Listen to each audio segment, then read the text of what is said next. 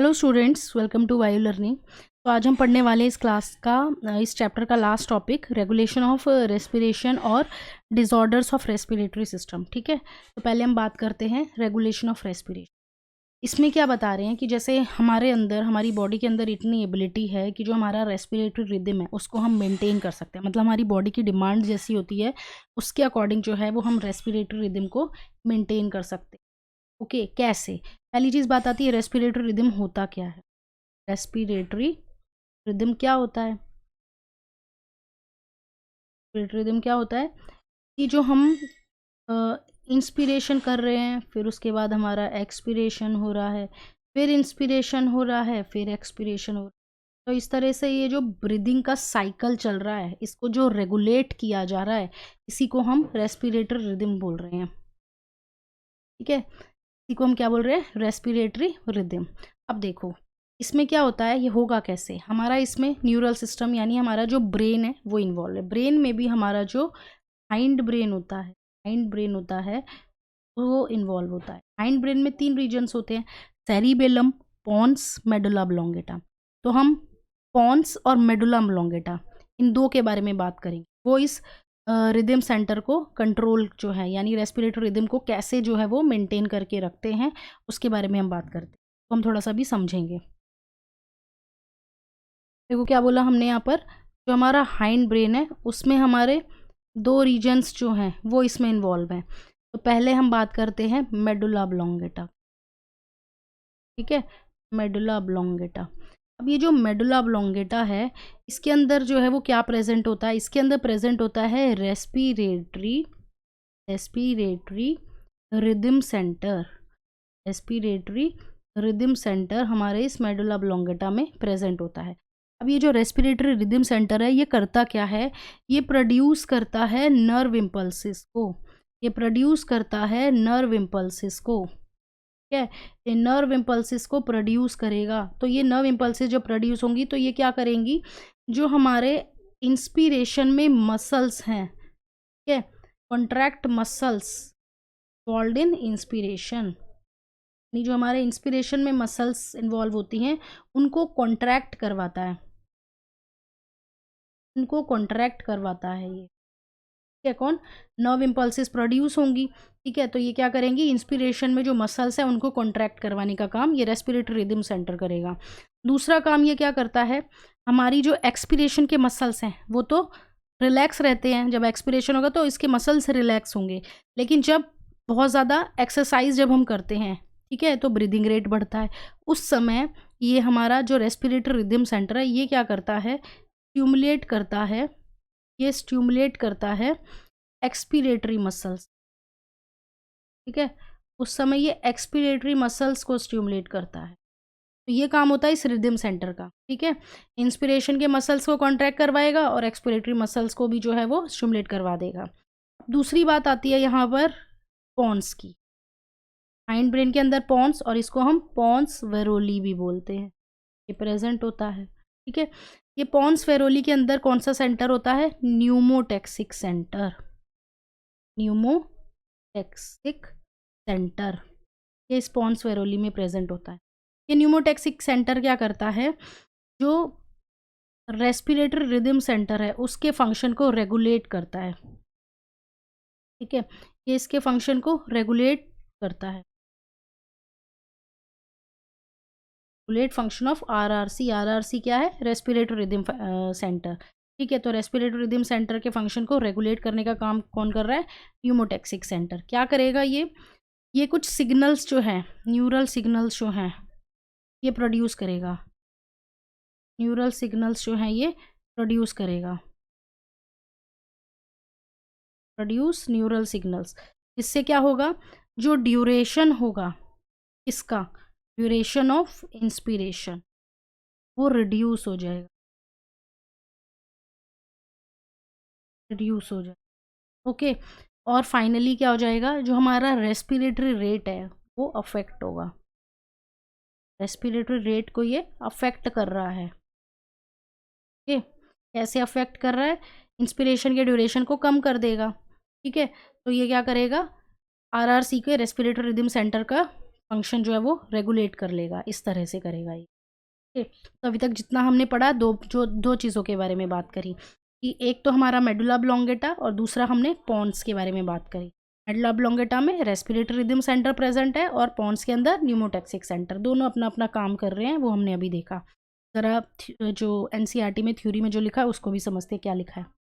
तो देखो हमने क्या बोला कि कैसे रेगुलेशन होगा, हमारा जो मेडुला ऑब्लोंगेटा उसके अंदर रेस्पिरेटरी रिदम सेंटर होता है, वो इस रेगुलेशन को करवाता है। कैसे करवाता है हमने देखा, इंस्पिरेशन के मसल्स और एक्सपिरेशन के मसल्स इन्वॉल्व होते हैं, ठीक है, जिससे रेगुलेशन होता है।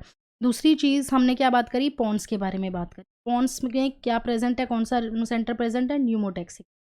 ये न्यूमोटैक्सिक सेंटर क्या करता है, रेस्पिरेटरी रिदम सेंटर का जो फंक्शन है उसको रेगुलेट करता है। कैसे रेगुलेट करता है, कुछ सिग्नल्स जो है ये प्रोड्यूस करेगा, जिससे क्या होगा, जो ड्यूरेशन होगा ना इंस्पिरेशन का वो रिड्यूस हो जाएगा, और फाइनली क्या हो रहा है यहाँ पर, रेस्पिरेटरी रेट जो है वो अल्टर हो रहा है, वो अफेक्ट हो जाएगा। ओके, ये बात तो हमने अभी कर ली।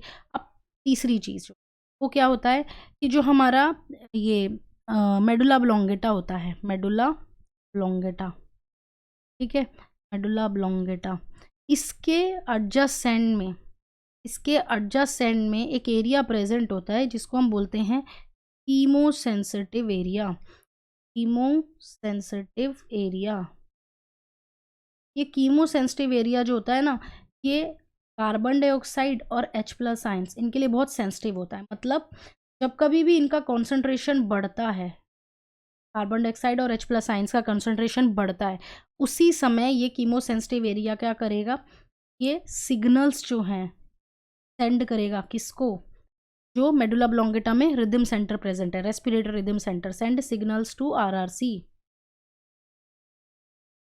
ये रेस्पिरेटरी रिदम सेंटर को सिग्नल्स भेजेगा और फिर रेस्पिरेटरी रिदम सेंटर अपना काम करके इनको हटा देगा। ठीक है, ये काम तो कीमोसेंसिटिव एरिया करता है। तो यही चीज़ यहाँ पर लिखी है, कीमोसेंसिटिव एरिया कहाँ पे सिचुएटेड है, एडजेसेंट टू रिदम सेंटर। ठीक है, इसके एडजेसेंट में प्रेजेंट है।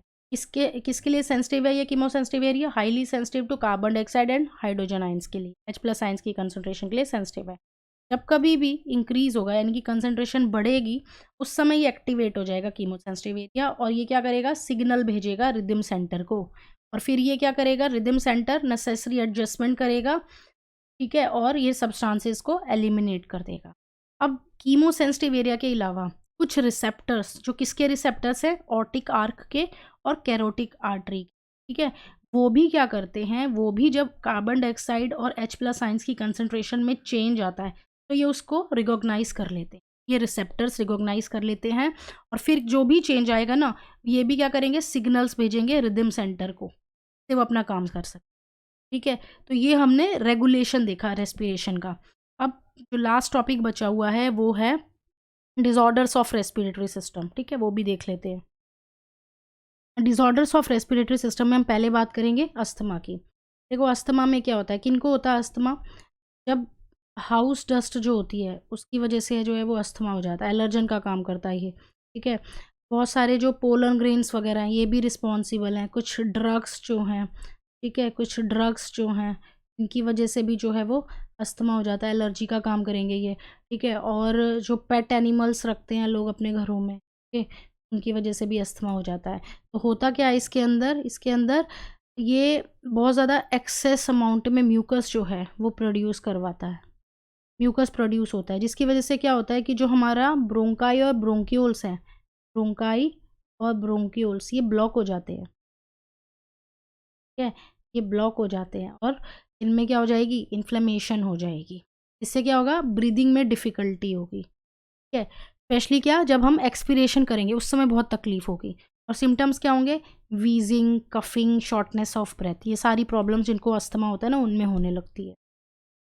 जो नेक्स्ट डिसऑर्डर है वो है एम्फीसीमा। एम्फीसीमा किसको होता है, जो लोग स्मोकिंग करते हैं।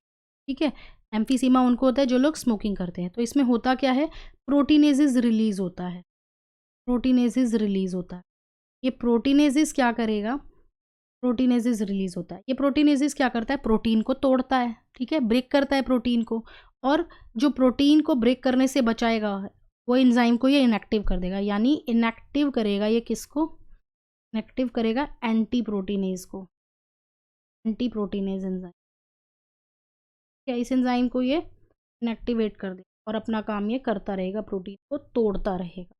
इससे क्या होगा, प्रोटीन की जो रिपेयरिंग कैपेसिटी है वो कम हो जाएगी, डिक्रीज़ हो जाएगी, ठीक है। और क्या होने लग जाएगा, फिर जो एल्वुलार वॉल्स है वो डैमेज हो जाएंगी, इस पर रेस्पिरेटरी सरफेस एरिया डिक्रीज़ हो जाएगा, ठीक है। मेन कारण इसका यही है, स्मोकिंग, ठीक है। ये एम्फीसीमा देखा। अब लास्ट है ऑक्यूपेशनल रेस्पिरेटरी डिसऑर्डर्स। इसमें क्या होता है, जैसे सिलिकॉसिस इंडस्ट्री है, एस्बेस्टोसिस इंडस्ट्री, इन इंडस्ट्रीज़ में क्या होता है, बहुत ज़्यादा डस्ट निकलती है। तो यानी जैसे ग्राइंडिंग हो रही है, स्टोन की ब्रेकिंग हो रही है, तो बहुत ज़्यादा डस्ट प्रोड्यूस हो रही है। अब उस डस्ट प्रोड्यूस होने से क्या हो रहा है, जो लोग वहाँ काम कर रहे हैं वो तो लंबे समय तक उसी में, तो उनके अंदर इतनी डस्ट जो है वो जा रही है, तो एक टाइम तक तो बॉडी जो है वो सहन करेगी, फिर उसके बाद बॉडी का सिस्टम जो है वो जवाब देने लगेगा। तो उस समय इन सिचुएशन में इनको होगा क्या, इन्फ्लेमेशन हो जाएगी, इनकी बॉडी के अंदर इरिटेशन होगी, ठीक है। और इन्फ्लेमेशन लीडिंग टू फाइब्रोसिस, यानी जो हमारा रेस्पिरेटरी ट्रैक्ट में फाइब्रस टिश्यू है, ओके, उसमें क्या होगा, वो काफ़ी हार्ड हो जाएगा, वो काफ़ी थिक हो जाएगा, उसके अंदर जो है वो स्कार आ जाएंगे, धब्बे आने लग जाएंगे। जो रेस्पिरेटरी ट्रैक्ट में फाइब्रस टिश्यू होगा ना, वो हार्ड थिक स्कार लम्प्स वगैरह जो है वो उसमें आने लग जाएंगे, जिसको हम बोल रहे हैं फाइब्रोसिस हो गया, ठीक है। और उसकी वजह से क्या होगा, हमारा लंग जो है, ठीक है, वो डैमेज हो जाएगा और डेथ भी हो सकती है, ठीक है। तो ये प्रॉब्लम होती है। अब यहाँ पर जो वर्कर काम करते हैं उनको क्या करना चाहिए, उनको मास्क पहन के काम करना चाहिए, तभी वो इससे बच सकते, तो उनको ये प्रॉब्लम आएगी। तो ये हमने देखा डिसऑर्डर्स ऑफ रेस्पिरेटरी सिस्टम और रेगुलेशन ऑफ रेस्पिरेशन।